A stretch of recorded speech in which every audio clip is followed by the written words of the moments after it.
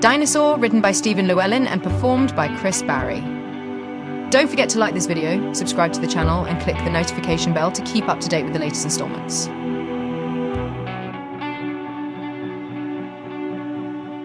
Lieutenant Singh was once again the only bridge officer on duty, so Major White brought him up to speed with events in the pod's cargo bay. Singh subsequently placed a call to the brig, so that he could pass along the worry. "Brig," a soldier's unemotional voice responded. "This is Lieutenant Singh. Is the captain there?" Well..." Singh sensed the hesitation, also hearing something else going on in the background. "Singing? What the hell is going on down there, Private?" he asked peremptorily. "I'll get the commander for you, sir," he replied. A moment later, Commander Bain's voice replaced him. "Everything okay, Sandy?" "I need to see you, Commander. Can you and the captain meet me in sickbay, please?" "That may be a little difficult." Bain stepped aside and activated a small camera built into the wall comm, providing Singh with a fisheye view of the brig. He could now clearly make out the captain and Lloyd in the background, sat on the floor either side of the bars and brandishing their glasses out of time with an old army song. "And her legs were like the legs of a... and there she goes again, wearing nothing but the Union flag, lie, lie, lie." How's it go again? Baines moved back in front of the camera, rocking with suppressed laughter. "I'll meet you there in just a minute, Sandy. Baines out." Singh blinked as the connection was severed. Chuckling softly, he locked the bridge down and made his way to sickbay. Baines called the brig security guard to her. "When they've had enough, can you get Lloyd on his bunk and get the captain back to his quarters? Make sure that neither of them is left lying on their backs." "I used to be an MP, Commander," replied the soldier with a wink. "I know the drill." She nodded and left for sickbay. Baines arrived just before Singh. She was still grinning, but pulled up short when she saw Nurse Smith patching up Flanagan's myriad wounds and lacerations. Hero lay on a bed holding an ice pack to his head, with a new shiner replacing the fading one to his other eye. Both men were clearly battered and bad-tempered. "Have you two been squabbling over table tennis again?" she asked. "That's funny," said Flanagan flatly. Baines smiled sympathetically. "Sorry, Dave. What's happened now?" Singh entered at this point to explain events in the cargo bay, as he had been given them by Major White. Flanagan augmented the tale here and there, as his headache allowed, but was mostly glad to let someone else do the talking.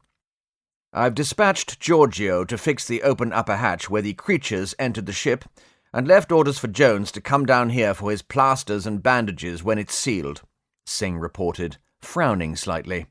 "He said, 'I'll come down now in a minute.' He says that a lot, but I'm not sure what it means." He shook his head in bewilderment. "Dr. Burton had the good sense to lock down the pod's external hatches when we landed, it seems. I wish we'd thought of that on the ship before those killer birds got in. Still, I suppose it wouldn't have prevented the saboteur from kidnapping our chief engineer to unlock them again, would it?"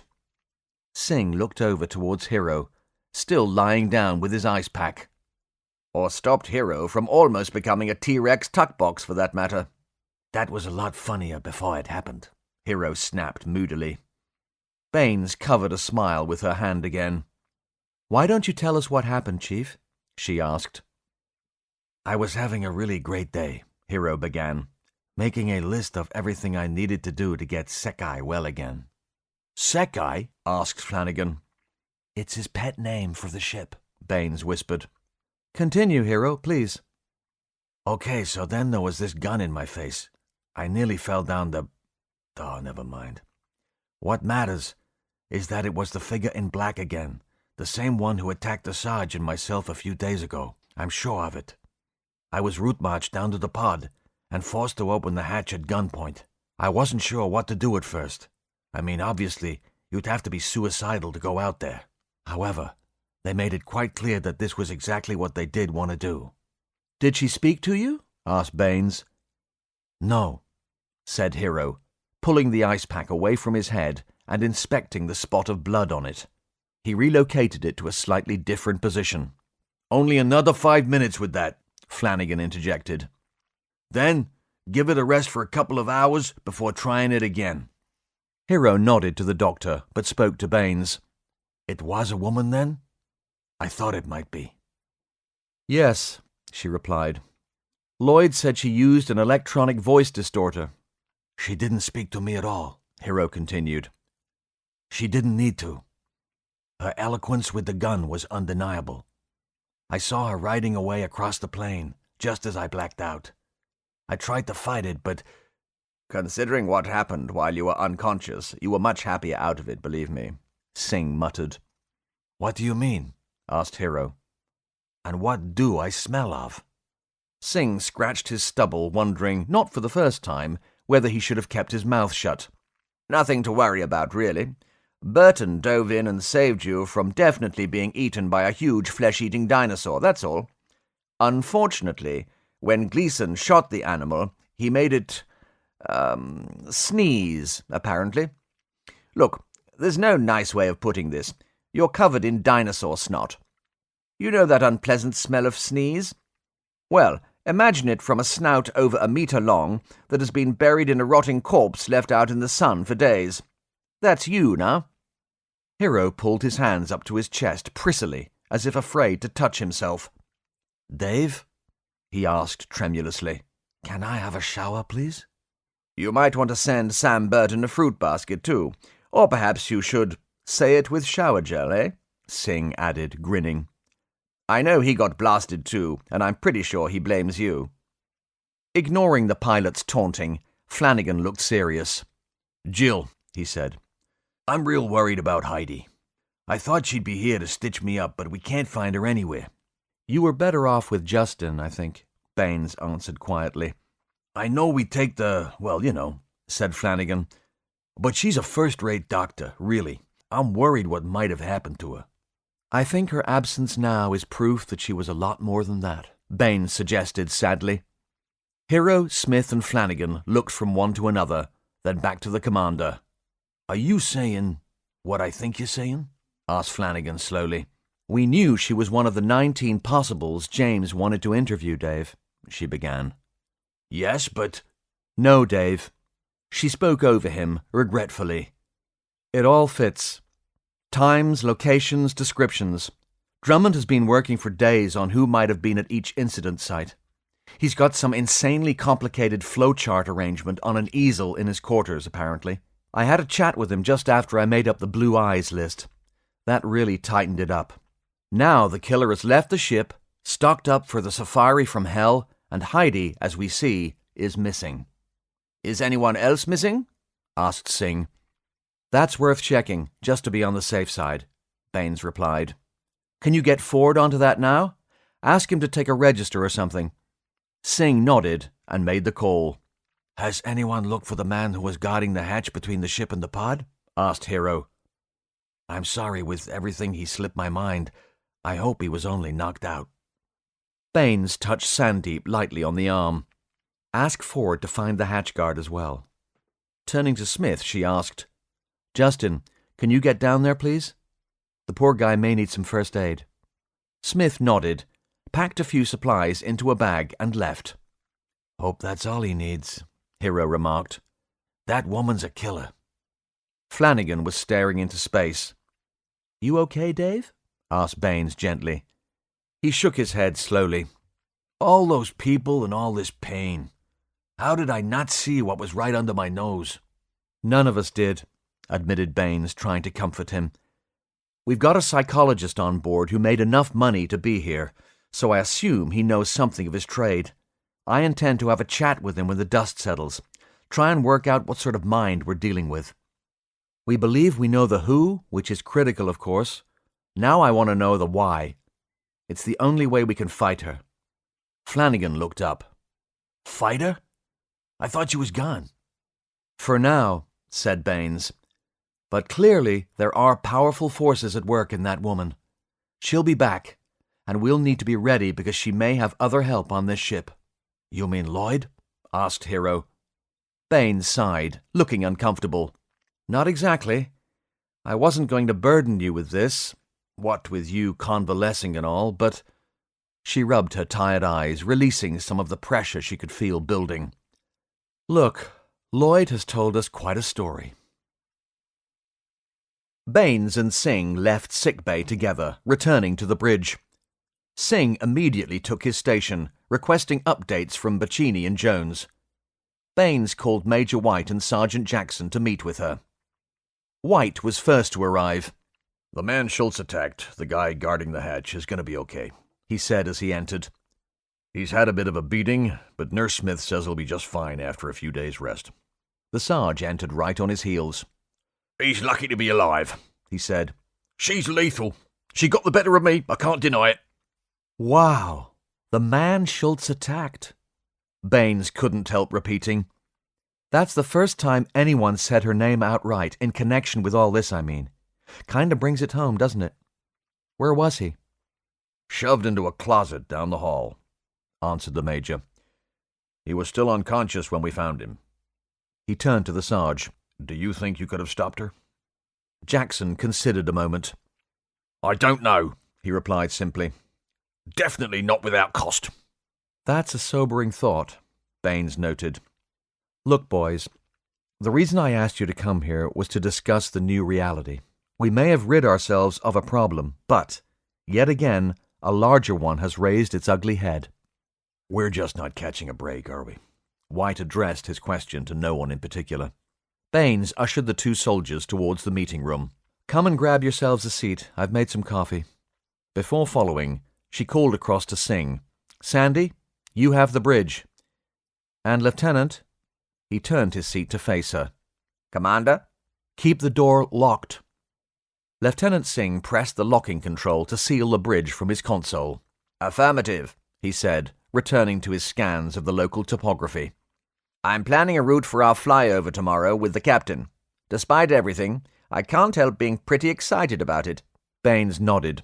"Don't forget, we're not only looking for resources now. She's out there, and she's armed." "Yes, Commander," replied Singh dutifully. As he absorbed Baines' warning, an idea struck him, and he began typing ferociously. "But that needn't stop you from recording the journey," she added. "I thought we might show the film of your first flyover in embarkation as a morale booster for everyone." Singh stopped typing for a moment, looking up. "I'll let you know when it's been through my editing room." He gave her a winning smile before returning to his labours with vigour, his inner little boy already in flight. Baines joined the other two men in the meeting room, and the three officers got themselves coffeed. "All right," said Ford. "I'll ask it first. Now what?" Baines nodded, understanding the Major's frustration.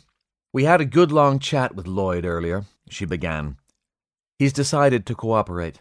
White looked both impressed and quizzical. "How'd you pull that off?" "All it took was the captain's pride and joy to get him talking," she replied with a wink. "Pride and joy?" asked White. "His 50-year-old single malt," she answered. "The one he'd been saving." Jackson whistled. "Yeah," she acknowledged. "He was not happy. Well, not at first, anyway." "Did he cheer up later?" asked Jackson, straight-faced. "About halfway down the bottle, as it happens," Baines admitted. "Anyway, the captain intends to go through this in council tomorrow, but I wanted you two to know about it immediately. We may need to take steps and put measures in place." The soldiers glanced at one another, bracing for another unwanted revelation. Lloyd said that he was paid a large sum of money to disrupt the ship. Disrupt, not destroy. Obviously, the money is pointless now, and as we're the only thing standing between him and the maw of a flesh-eating dinosaur, he wisely decided to fess up and toe the line. "What did he tell you?" asked White. "Apparently, about 6 months ago, a terrorist group contacted him whilst on leave. They're a faction well known for being rabidly against the Mars mission, their rhetoric stating dubious morality in an attempt to sublimate sneak attacks and violence. The main thrust of their griping is to make humanity aware that leaving Earth is against God's will or some such. Lloyd, for his part, didn't care what they believed. He believed that their money should be his money. So you see, he's not completely without a code. He knew the United Nations had tried to deal peacefully with this group on a number of occasions, but they did so without knowing how many layers were involved or who was really pulling the strings. The UN sent in mediators, of course, logically and systematically explaining the threat facing mankind. They drew charts and provided examples showing the positive effects of the colonization of Mars, how it will ease the strain on our planet's resources, etc., etc. Lloyd said he knew no argument was possible once religious tenets were cited. He only dealt with the group slightly, but he could make no sense of their position at all, even within the remit of their stated beliefs. Some of them may well have bought into it. Some people will believe anything, but he seems to think it might all be a front for something else. The terrorists' response made worldwide headlines a while back, though, you may recall. If humanity dies out, that will be God's punishment on the wicked, but the chosen will live forever in paradise. Remember that one? We can only infer that the wicked means us and the chosen means them. It's all crazy, like going back to the religious strife of 16th century Europe. Naturally, this latest set of nutcrackers also have all the answers, the same ones. Lloyd, however, merely hoped that they had the other half of his money. He was surprisingly candid after a few whiskies. The bad news for us is, when they enlisted him to their cause, they told him virtually nothing of their larger plans, and he'd not been stupid enough to ask. You can't blame him for that. They simply tempted him with a huge pot of money and ordered him to make a spectacle of the last Mars mission in a very specific way. A spectacle that mankind would remember forever, or for as long as we persist on a used-up, sickly Earth. In all likelihood, not forever. Still, as long as he spent his last years in luxury, the way he saw it, the rest of us could go to hell. Jackson and White simply looked at one another in disgusted silence. "And do we trust this reversal, Commander?" asked White. "I wouldn't trust him outside his cage, but I think he's telling us the truth now. His options are bleak, and his only real chance of staying alive is to give us whatever we need." She looked earnestly at White. "I take your point, though, Ford. We certainly won't be taking everything he says as gospel without checking it out." "And that's all?" asked the Sarge. "Not quite," replied Baines. "I saved the worst for last, I'm afraid. His information boils down to this. Apparently, there's a whole team of insurgents among us." The Sarge paused, with his coffee cup halfway to his lips. Eventually he asked, "I don't suppose he was kind enough to tell us who these people are?" Baines shook her head. "He doesn't know," she corrected herself. "Says he doesn't know." "Did he happen to mention how many there are?" The Sarge tried again. "Could be 8, could be a dozen," she answered. He wasn't sure. White clunked his coffee cup down a little harder than he meant to, spilling the drink over the side a little. Baines was slightly surprised by this show of emotion from the usually unflappable Major. "You okay, Ford?" she asked. "Sorry." He sighed deeply. "Just look at the havoc one of them created, and now there might be a dozen more." "I know," agreed Baines. "And if they're all as deadly as Schultz, where does that leave us?" White continued. "Most of the people on this mission are scientists and families. The few soldiers we have aren't going to be enough. Not if they're all that highly trained and that organized." "We don't know that, sir," the Sarge broke in. "Presumably some of them will be from a technical background. That would certainly explain how they've been so damn good at hitting us in the soft parts." "I think you're right, Sarge," Baines concurred. "Though they will be no less deadly for it." According to Lloyd, the plan was to hijack the ship and take it on a mission of their choosing. "What mission?" Ford asked. He wasn't sure, but he thought it would be to do with Mars, explained Baines. He suspected they intended to hold the ship to ransom, or so he says. "You believe that's all he thought?" asked Jackson. Baines looked at him. "Why? What do you think, Sarge?" "For a start, the wormhole drive blew up near Earth. If he set that bomb, or was involved with it, he must have known we weren't never going to reach Mars," replied the Sarge, his London accent coming to the fore. Baines frowned. "You know, that passed me by," she said, a little shamefaced. "We've been through so much in such quick succession." She clenched her fists. "But that's no excuse." "Also," continued Jackson, "they clearly planned to bring their own crew aboard. So, at the very least, what would that have meant for all of us? Furthermore, if the ship was ransomed, what then? Were they planning to ask for money? They already seem to have plenty to splash about. So what do you think could have been their purpose? Asked White. Who knows? Said the Sarge, unusually animated. A suicide run on New York, London, Berlin, Delhi? It's been done before, and wouldn't that make a nice spectacle in the media? However, my point is this. Even if Lloyd didn't know the details, he must have suspected it would be chips for the rest of us. He turned to Baines. Did he plant the bomb that killed young Mario? His last question hit hard. Baines bit her lip and then nodded slowly. Yes, she said simply. So, he was happy to murder one of our own, the Sarge stated quietly, sitting back, his expression unreadable once more. I don't think it was that simple, Sarge. He said that the bomb was only meant to take out that room, which it did, and stop the ship, which it also did. He expected the crew to be at their stations during the explosion. For some reason, Mario was with the drive when it was engaged. He told us that had been unexpected, and he wished he could take that back. Really?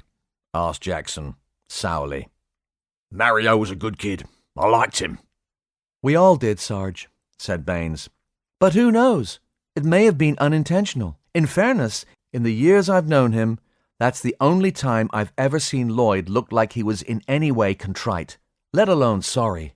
He told us something else I thought was interesting and possibly significant too. His explicit orders were to use a much smaller amount of explosive. He admitted to being in a rage when he planted the device. Something about another request for a senior posting being denied, coupled with the twins stealing his tools again. Another flicker of anger crossed the Sarge's face. Of course, Baines continued. He may have simply bottled it. I dare say he would have been panicking about being discovered at that point, and so he strapped the whole pack, from one of the lifeboat release bolts, to the drive. He knew it was too much, but also that it wasn't enough to destroy the ship. So he took the quickest route out of there, probably before he lost his nerve altogether. Apparently his contact at Canaveral had been very specific about the amount of explosive, so I'm guessing that the effect we experienced wasn't what was ordered. You're saying he had no idea we would be thrown back in time by exploding the new wormhole? Asked White. Apparently not, said Baines. And on that, I believe him. I just can't see him deliberately getting himself stuck here with the rest of us, especially if he was anticipating a fat payday. It's no good to him now. Pity he didn't care about the consequences at the time. He sold us all out, knowing it might be our lives. There was an edge of steel to the Sarge's voice now. But it's not my job to pass judgment. Lucky for him. White nodded his agreement.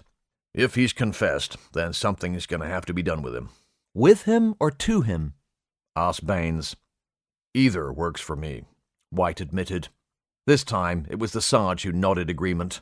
I understand your feelings, gentlemen, said Baines, attempting to calm the growing anger. But this is a complicated situation, and we can't afford to throw away any asset at this point. You think he might still be useful to us? Asked Jackson. I think it's possible, replied Baines. He may not be able to identify them, and frankly I'm quite happy to believe that they would have fed him only the bare minimum of information to get him on board with their scheme, but he may know other things. Perhaps even things he doesn't realize yet. It may simply be up to us to ask the right questions. He said that the black-suited, masked killer was a stranger to him. After being busted out of the brig, he was simply ordered to go with her and do as he was told, under threat of execution. They did some damage at the gravity control nexus, minor sabotage and not ship-threatening. Apparently, he knew nothing of the virus program designed to crash the ship, and then she beat him unconscious. He also stated that he didn't realize it was a woman at the time because she used a vocal distortion unit. Blind, is he? The Sarge interjected moodily. He must have been working with her for several minutes. Most men find the shape of Dr. Schultz distracting to the exclusion of pretty much all else. Point, agreed Baines. But, setting that aside for the moment, the loss of gravity Lloyd engineered, perhaps under coercion, was clearly to keep us busy while the new software took hold within the ship's operating system. As for whether she wanted Lloyd dead or not at that point, we can't be sure. Maybe she was interrupted. However, The attempt on his life in sickbay was certainly suggestive that he'd outlived his usefulness as a diversion and needed silencing. Obviously, when you, she gestured towards the Sarge, and Hero discovered that there was another saboteur on board, the cat was out of the bag. After that, there was no point leaving Lloyd around to take the blame. And just to reiterate, if Schultz wants Lloyd dead, well, there's just a chance he might know something significant. She looked uncomfortable for a moment. Of course, there is also another reason for keeping him alive. Oh? Asked White. Can we really afford to get rid of an experienced ship's engineer? A black cloud crossed the Sarge's face. You're thinking of returning him to duty down the line? He asked, clearly doing his best to remain polite. I don't know if the captain will bend to that degree, Baines offered, but Lloyd does have value as a resource, and let's face it, every one of us is irreplaceable now. There are no more people. The muscles in Jackson's jaw bunched, relaxed, bunched, and relaxed again. Moving on from that point for the moment, he said diplomatically. We need a plan to ferret out those other insurgents as soon as. Agreed, said Baines. Trouble is, where do we start? We don't even know if our own security team can be trusted. Hell, even one of us could be involved. We can't proceed like that. We'll never make it, White stated simply, in a way that brooked no contradiction. I know it goes against all military training, but we can't fight a Cold War while we're in the middle of a real one. So let's just agree to agree that it's not us and carry on from there. If we don't work together, we've lost anyway. Silence fell. Lost in their individual thoughts and concerns, it was a while before anyone could bring themselves to speak further. Who else knows about this? Jackson asked eventually. Douglas, Singh, Flanagan, Smith, Nasaki, and the three of us, replied Baines. Just crew. Good. We should keep it that way, at least until we know more. The Sarge suggested seriously. The captain intends to tell Mother Sarah and Dr. Patel tomorrow, said Baines. He feels that it would be wrong to deny the council. The Sarge looked away, frustrated. Civilians? He asked in disbelief.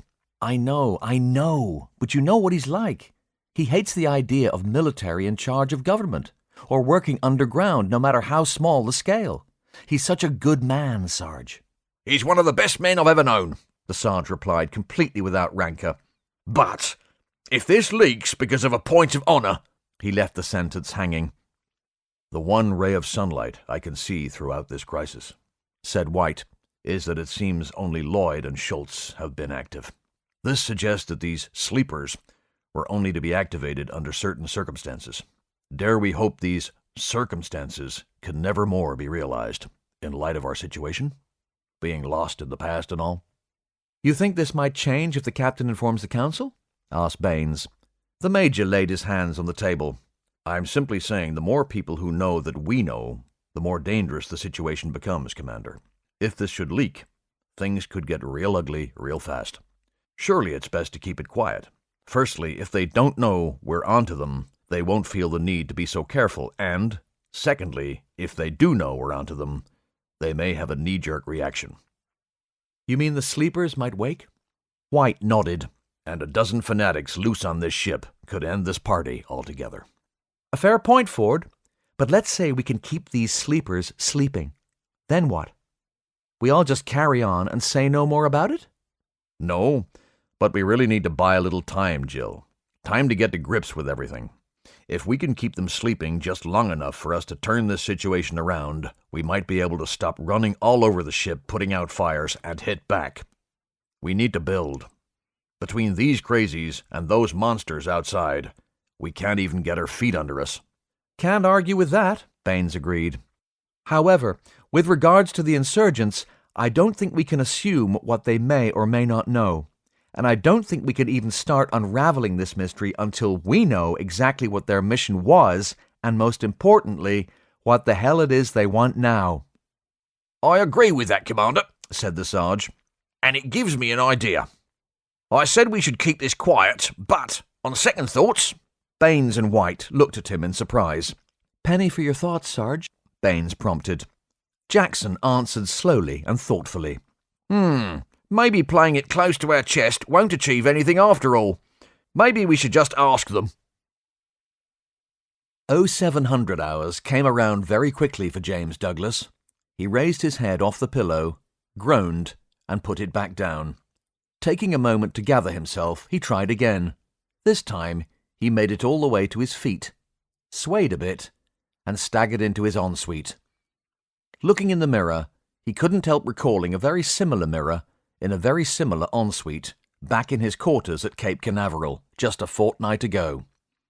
However, the face which stared back at him 2 weeks ago had presented itself rather better.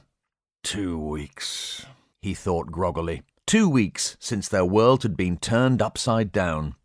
People often use that phrase, and yet, what the hell do they know about it? He spoke the thought gruffly, through a throat on fire. After his shower, shave, and, morning preparations, he was dressed and off to work. He arrived at the bridge only to find it locked down. Despite hitting the open 3 times, the doors remained closed, resolute in their dumb insolence. Labouring under his hangover and muttering under his breath about being locked out of his own damn ship, Douglas keyed his captain's security codes to unlock them, finally stepping onto the bridge. As the ship was no longer in motion, a 24-hour duty was no longer deemed necessary, and he was glad to be the first in. It would give him a few more minutes to recover before he had to face anybody. He sat in his command chair collecting his thoughts quietly. A door behind him opened suddenly, making him jump. Commander Baines strode out of the small galley off the bridge, bearing his usual first coffee. "I thought I was first in," he said blearily. "And I thought you'd need this before you see anyone else," she replied sympathetically, with just a hint of mischief in her eyes. "How did you know?" asked Douglas innocently. "Well, it occurred to me about the same time as you broke into song last night. As you made me the designated driver, and thank you for that, by the way, I watched you with interest. My observations went something like this. He's all right. He's all right. He's not all right. He's not all right. Oh dear." Douglas laughed in spite of himself, pulling up with a grimace. "Oh, my head." Baines indolently tapped a small box of painkillers on the arm of his chair. "I knew there was a reason I promoted you," he said. "How come the bridge was locked down if you were in here?" "Yes," she replied. "Sorry about that. I made it an order last night after what Lloyd told us about the others. Obviously, I couldn't run it by you as you were—" "Off duty?" Douglas supplied helpfully. "That's as good a description as any," laughed Baines. "Look, I had a meeting with White and Jackson last night, and the Sarge made a suggestion. It's pretty wild, but not without merit. I'd like your take on it, please, James." Baines explained Jackson's revelation plan. "You're right, that is pretty wild," he said. "I'm meeting with Sarah and Satnam at 0800 hours. I'll see what they have to say about it. Care to sit in?" Douglas's meeting with Mother Sarah and Dr. Patel went well. With everyone in agreement, plans were laid for the implementation of the Sarge's idea later in the day. The captain kept the meeting as short as possible, because that very afternoon he and 4 others had a date with Cretaceous Patagonia. Surveying their surroundings was critical to their survival. That it just might be the most exciting flight plan ever devised was hardly his fault. Afterward, he strolled through the ship, whistling cheerfully, exchanging pleasantries, and even a few jokes with the people he passed. With Schultz's departure, he felt that a load had been lifted and hoped the lighter atmosphere would continue. Making his way down to the laboratories deep within the pod, he sought out Dr. Norris. Members of a team were dissecting the small pterosaurs which had invaded the ship. He greeted the people at their workstations with a smile, despite the gruesome spectacle. Others examined slides and samples taken from the same animals. Regardless of the captain's fresh bonhomie, his hungover, empty tummy was still in poor humour, so he moved along quickly. Eventually, his feet carried him to the door of the team leader's office, where he knocked. "Come in," he heard Norris's voice from inside. "Good morning, Doctor," he said, popping his head around the door. "I hope I'm not disturbing you." "Captain," said Norris, standing up behind her desk. "Please, come in. Have a seat." "Thank you, Doctor," replied Douglas, taking the proffered chair. "It's probably about time you started calling me Patricia." Only if you'll call me James, he smiled. I've come to ask you a favour, Patricia. Oh? I'll be happy to help in any way I can. Well, this is no ordinary request, so don't feel pressured to acquiesce. You intrigue me, James. I need to borrow your son, please. Oh. I said it was nae ordinary request, repeated Douglas. You see, we're going for our first flyover in the ship's shuttlecraft. Obviously, I don't need to ask Tim if he'd like to accompany us. I'm sure he'd rip me arm off for the chance. Quite, agreed Norris non-committally. We don't plan to land the ship on this occasion. It's just a look around, a brief geological survey and mapping trip, using aerial scanners only. I know how much Tim wants to see the animals out there, and from our perspective, his knowledge could help us gain a better understanding of what we're seeing. Naturally, I wanted your permission before bringing it up with the laddie. There should be no danger, but... He let the caveat hang. But everything we do here is potentially dangerous, she completed, nodding her understanding. She thought for a moment. I'm sure he'll be able to help you, James. So, okay. More than that, if he ever got wind of this conversation and found out I'd said no, he'd probably ignore me for a month. She smiled. He'll be over the moon. When do you plan to leave? This afternoon, 1400 hours. And you won't be landing? Scout's honour, Douglas promised, raising 2 fingers to his temple. Very well. Could I just ask one thing, James? Of course. Could I tell him? It seems like all I've been able to give him of late is bad news. This will help to make up for it, I'm sure. Certainly. Until later, then. Thank you, Patricia. 1400 hours. Shuttle Bay, USS New World. Captain Douglas keyed his security codes into the shuttle's access panel.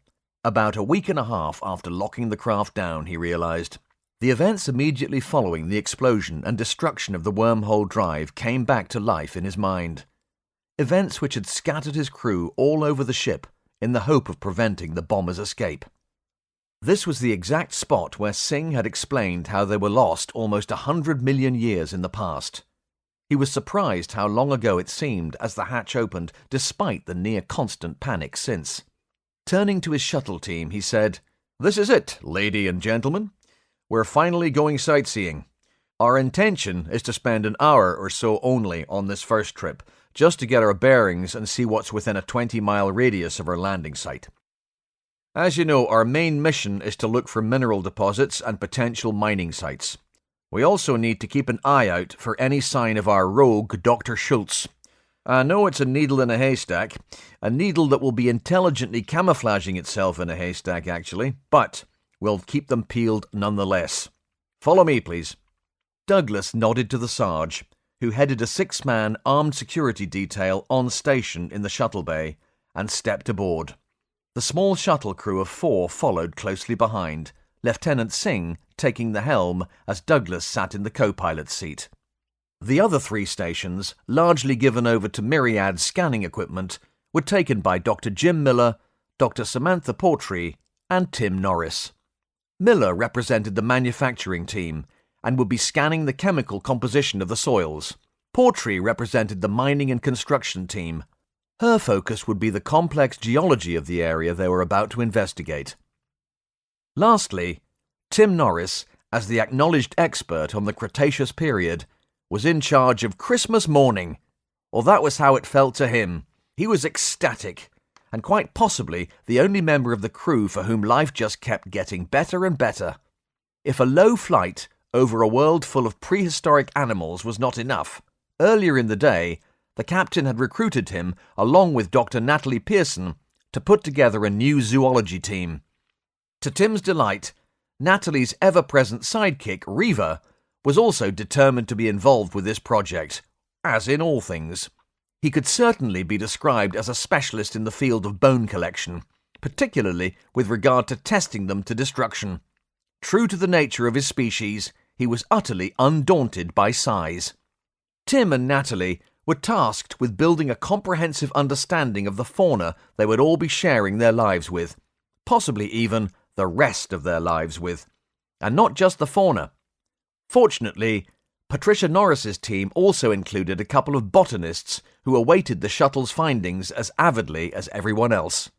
The botanists' original assignment had been the adaptation of Terran flora and fungi for life on Mars.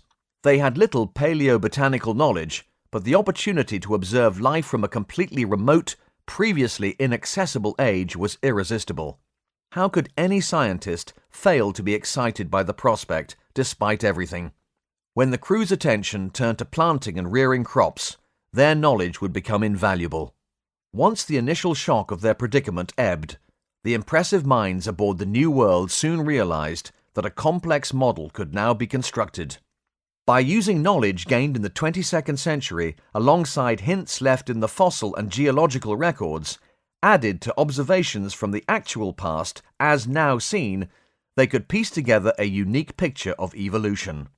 When not fearing for their lives, the scientists were lost in a sort of intellectual euphoria, already plotting ways of extrapolating the whole story arc of life on Earth from these two unique reference points in time. For many of the science staff, this evolution unravelled was mesmerizing.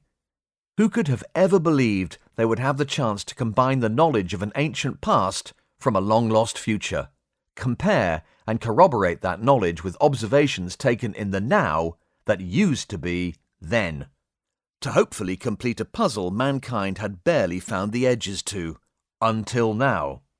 Although it might be argued that now is actually then, but of course you have to expect a little paradox every now and then.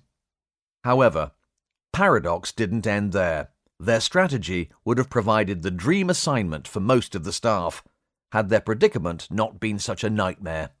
Douglas activated the shuttle's communications console, opening a channel to the bridge of the New World. "Commander, we're good to go." He motioned for Singh to open the bay doors remotely from his pilot's console. "Godspeed, Captain." Bain's voice came through the speakers hidden around the shuttle's small bridge. "Pick me up a stick of rock." "I'll have a word with the geologist," Douglas replied, lightning fast. "Too much coffee today, Captain?" asked Baines. Douglas smiled. "See you in 1 hour, Commander. Hold the fort and keep the drawbridge up." "We'll have you on scanners. Good luck, everyone. Enjoy yourselves." The bay doors were now fully open, and after the pterosaur incursion, the security team were on high alert. Happily, the skies around the ship were clear on this occasion. Singh raised the shuttle gently on thrusters, easing the little vessel forwards with great care. He kept the maneuver tight and smooth, the power low, the safety of the men behind them his primary concern. Once outside the shuttle bay, they hovered 15 meters in the air. The height gave them a superb view of the incomplete defensive earthworks so quickly excavated behind the backs of the Maposaurus pack. Singh slowly fed power into the jet turbines, gently turning the little craft away from her mothership. Commander Baines sat alone on the bridge of the New World, watching the shuttle grow smaller in the monitor. "Come back in one piece," she muttered quietly. Dinosaur, written by Stephen Llewelyn and performed by Chris Barrie. New installments uploaded each week. Subscribe for more. Visit the link in the description for free New World companion stories, available for download as ebooks.